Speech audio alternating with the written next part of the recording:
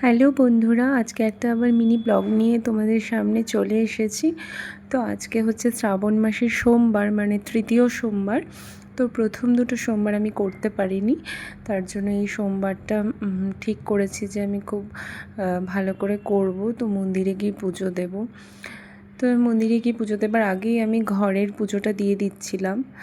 তো সোমবার বলে আমি সব বাজার থেকে সব কিছু দুধ, দই, সমস্ত রকম ফল সব কিছুই কিনে নিয়ে এসেছি। তো এখানে পুজোর জোগাড় করতে বসেছিলাম।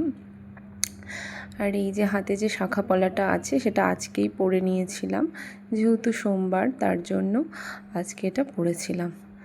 তো এই যে আমি 5 রকমের ফল, মিষ্টি, দুধ, দই সমস্ত কিছু নিয়ে এসে আস্তে আস্তে করে জোগাড় করছিলাম। তো আজকে সারাদিন আমি উপোসই করেছিলাম, কিছু খাইনি, ওই ফল সাবু এইটুকুই খেয়েছিলাম। তো পুজোটা মোটামুটি এই যে ঘরের পুজোটা আমি দিয়ে দিয়েছি। তো দিয়ে তারপর আমি যাব হচ্ছে মন্দিরে। তো মন্দির থেকে আসার পথে মেয়েকে একদম স্কুল থেকে নিয়ে আসবো, কারণ ওকে আমি সকালেই আগে স্কুলে দিয়ে এসেছি। ওকে স্কুলে দিয়ে আসার পথে আমি সমস্ত বাজার টাজার করে নিয়ে এসেছি। তো এই যে মন্দিরে কিন্তু একা একাই যেতে হবে আমাকে। তো তার জন্য আমি ঠিক করেছি যে আমি চুড়িদারই পরে যাব, কারণ শাড়ি পরে একা একা সমস্ত কিছু নিয়ে যাওয়াটা একটু অসুবিধে হবে।